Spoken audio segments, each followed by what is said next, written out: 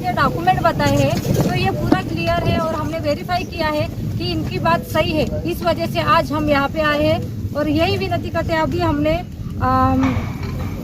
Collector साहब को निवेदन दिया है और जिला अधिकारी मैम को निवेदन दिया है। उसके बाद में हमने एसपी साहब को निवेदन काम दिया। 43,37,000 का हुआ है।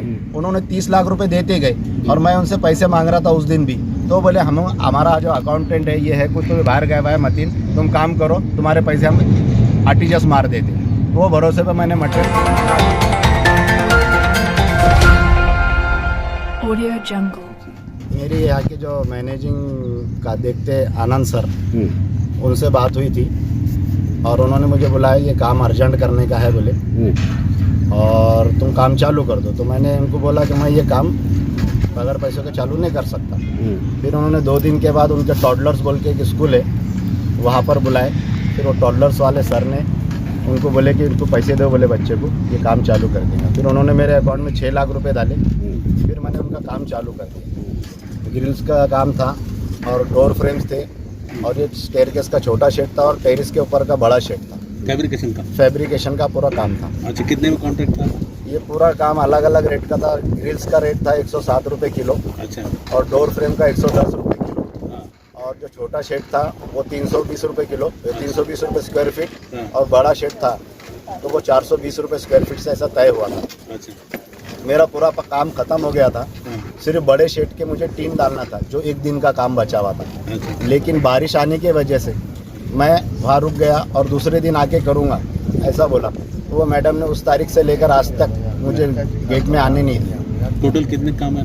टोटल काम 43,37,090 रुपये का काम हुआ, एडवांस कितना था उसमें? जिसमें से इन्होंने मेरे अकाउंट में मेरे AR फैब्रिकेशन के फर्म के नाम पे 30 लाख रुपए डाले। अच्छा। तो चेक से डाले थे कैश? आरटीजीएस किए, सब पूरे पैसे RTGS bank to bank transfer हुए थे। अच्छा। और मेरे पास पूरे जो मटेरियल के बिला है, जो मेरा मटेरियल भी पड़ेगा बचे हुआ मटेरियल, मेरा विथ मटेरियल काम था। 3-4 लाख रुपए का मेरा बचे हुआ मटेरियल है, वो भी नहीं दे रहे। मैं मांगने को जा रहा तो कोर्ट से आओ और कहीं इनकी पहचान इतनी होनी है कि कोई अधिकारी के पास गया तो इनके फ़ोन चल जाते तो वहाँ कोई रिस्पॉन्स नहीं मिलती। इसके वजह से मैंने ये निर्णय लिया कि मेरे पैसे जब तक नहीं मिलते मैं इनके स्कूल के सामने हमारा पोषण पर बैठ जाता हूँ। आज मुझे 12 दिन हो गए, मेरे को कोई देखने को नहीं आ रहा। इन्होंने काम जब दिए थे तब पेपर में कुछ जायरात गिरा दिए थे, टेंडर निकाले थे, कोई जायरात मंगाए थे सब लोगों का? नहीं, मैंने इनसे पहले इनका एक छोटा काम किया था, हमारी पहचान थी आनंद सर से। अच्छा। छोटा काम किया था, उसके वजह से इन्होंने मुझे और ये काम किया। मैडम से बात हुई थी क्या आपकी? प्रिंसिपल मैडम से? प्रिंसिपल मैडम से बात नहीं होती, वो आनंद सर ही देखते और उनका बेटा अकाउंट में पैसे डालता था और उन्होंने मुझे पैसे दिए 30 लाख रुपए अकाउंट में दिए। मैंने बोला दे देंगे, मैं उनसे लास्ट टाइम भी मांगनी चाहिए। आनंद सर स्कूल का कौन है? क्या मैनेजिंग है, मैनेजिंग मुनीम बोलते जिसको, मुनीम के दौर पे है वो। अच्छा। अभी कितने पैसे बाकी है? अभी मेरे 13,37,090 रुपये बाकी है और 3-4 लाख रुपए का मेरा बचे हुआ मटेरियल है जिसके बिला मेरे पास है। काम कब शुरू किया? ये 2022 में। तब से आपको पेमेंट अभी तक जो नहीं, पेमेंट नहीं मिले। मैं रोज़ चक्रा मार रहा था। 2022 से मेरा 2-3 महीने में काम हो गया था और मैं फिर पैसे का चक्रा मार रहा था कि भाई मेरा 13 लाख 13.5 लाख रुपए प्रॉफिट नहीं है, मेरे इसमें 2.5-3 लाख रुपए है, ये मटेरियल के पैसे है। तो मेरे को मैडम अंदर से वॉचमैन को फ़ोन कर देती थी कि उसको गेट के बाहर हकाल दो। फिर मुझे आनंद सर ने एक बार बोले कि क्रांति चौक के ऑफिस पे जाओ। फिर क्रांति चौक के ऑफिस पे जाके बैठता था।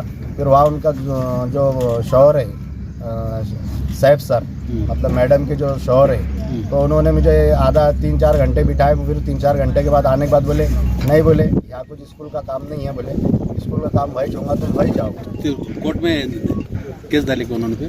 नहीं, कोर्ट में केस नहीं डाले सर। वो बोलते बोलते ऐसी एक नोटिस भेजे शायद वकील के हाथ से, कोर्ट में दाखिल होएगा नहीं है कुछ। नोटिस है तुम्हारे पास? नहीं, मेरे को कुछ नोटिस भी नहीं मिली, कुछ भी नहीं मिली और मैं इतना परेशान है। नोटिस भेजे बोले ना? नहीं, किसने? उन्होंने तुमको? नहीं, मेरे को कोई नोटिस नहीं मिली। अच्छा, फिर कौन सी कोर्ट में चालू किया? नहीं मालूम मुझे सर उनका कौन सा कोर्ट है। अब वो बड़े लोग हैं, उनका कुछ अलग कोर्ट होगा तो मुझे नहीं मालूम सर। 12 दिन से आप पोषण पे बैठे तो कोई आए क्या? कोई आप बातचीत? नहीं, यहाँ हम 12 दिन से बैठे, कोई पूछने को भी नहीं आया, कोई देखने को भी नहीं आया। ठीक है, बस कि मेरे हक के पैसे मेरे को मिल जाना और मेरा बचे हुआ मटेरियल मुझे वो मैडम ने दे देना। कितना बकाया कितना है? मेरा बकाया पैसे उनके पर 13,37,090 रुपये ये मिला? ये मेरे को मिलना और मेरा बचे हुआ जो मटेरियल है, मेरा विथ मटेरियल काम था जो मेरा बच गया मटेरियल वो मेरे को वापस लेके जान देना। आपका नाम बोलिए। मेरे को आप एक मेरा बात नाम बोलो। शेख मतीन शेख कादर। मेरे को एक बात बोलो, आप 5 लाख रुपए उन्होंने आपको एडवांस दिए, 13,37,000 रुपए का आपका टोटल काम हुआ, तो फिर आपने 8 लाख रुपए जेब से कैसे क्या लगा दिए, क्या सोच के लगा दिए? नहीं, मेरा टोटल काम 43,37,000 का हुआ है। उन्होंने 30 लाख रुपए देते गए और मैं उनसे पैसे मांग रहा था उस दिन भी, तो बोले हम हमारा जो अकाउंटेंट है ये है कुछ तो बाहर गया हुआ है मतीन, तुम काम करो, तुम्हारे पैसे हम आरटीजीएस मार देते। वो भरोसे पे मैंने मटेरियल मंगा के काम कर दिया था। ठीक। मैं मेघा रेकवार, आम आदमी पार्टी की महिला जिला अध्यक्ष हूँ। तो अभी 3-4 दिन पहले मैं यहाँ से गुजर रही थी, तब मैंने देखा कि स्कूल के सामने ये टेंट कहाँ कैसे लगा है करके। तो इनसे पूछा तो इन्होंने उनकी आप बीती कहानी बताई, और बताने के बाद इतना दुख हुआ कि इतने बड़े स्कूल के प्रिंसिपल है, जो संचालिका है, वो इतना ऐसे काम कैसे कर सकती है, क्योंकि उनकी इतनी अच्छी इमेज है यहाँ पे, पूरे औरंगाबाद के लोग पहचानते हैं उनको। और ये छोटे मोटे लोगों से ये मतलब उनके पैसे ना देना, काम कर लेना, और उनके 13 लाख रुपए, कम से कम 13 लाख रुपए उनके पास में है। और वो हाँ मटेरियल भी 4-5 लाख रुपए का पड़ा है।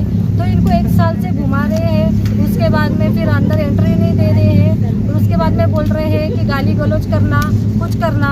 अरे इंसानियत है, हाँ इंसानियत तो थोड़ा ठीक है, अपन दे रहे हैं तो 5-10 हज़ार रुपये की 50 हज़ार रुपये की बात रही तो अपन सहन कर लेते, पर इन्होंने जो खुद लोगों से पैसे लेके फिर कॉन्ट्रैक्ट पे लेके वो काम किया है, और उनके जो पैसे 5-10 लाख रुपए का माल जो अटका हुआ है उनका, और 13 लाख रुपए नहीं मिल रहे हैं, तो ये आदमी ने करना क्या है?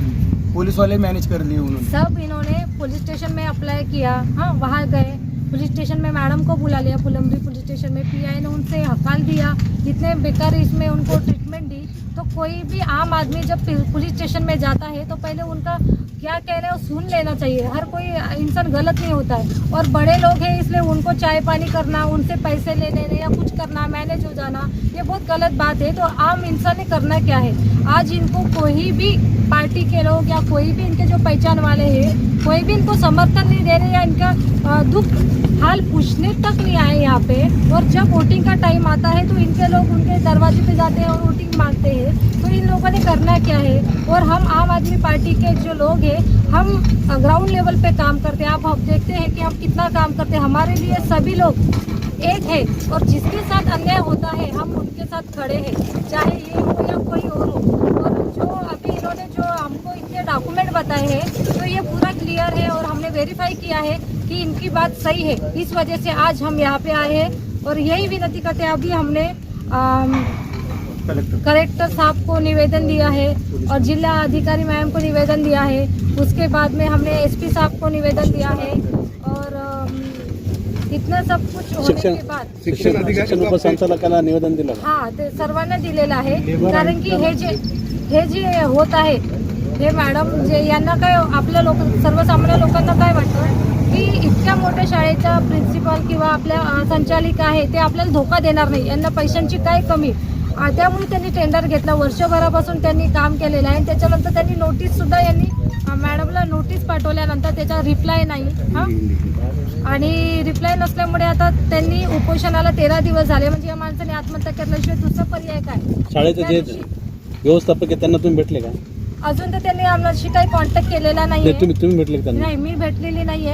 यांच्याकडे आली, यांच्याकडे बघितलं, त्यानंतर माझंच कर्तव्य होतं ते मी पार केलेलं आहे। त्यानंतर आता तिथून काय रिप्लाय येतो त्यानंतर आम्ही पुढची दिशा। आमचं म्हणणं हेच आहे की मॅडमनं समोर येऊन दोन्ही समोर येऊन याच्यातून मार्ग काढावा, कारण हा माणूस पूरा रस्त्यावर आलेला है। रास्ता निकलना बीच का। हाँ, बाकी कुछ उनके स्कूल का भी नाम अच्छा है, तो ये आदमी अभी रास्ते पे आ गया। 20 लाख रुपए उन पे देना है, तो ये उनको कभी मिले तो वो रोजी रोटी ने तो 12 महीने से इनका दिमाग भी खराब कर दिया। नहीं, पण आम्ही- वो ऑफिस पे 4-4 घंटे बैठ रहे थे जाके। आम्ही आणि त्यांना मी फोन केला होता की तुमच्या शाळेच्या समोर असं असं उपोषण चालू आहे, तर तुमचं काय म्हणणं आहे, नेमकं काय प्रकार आहे?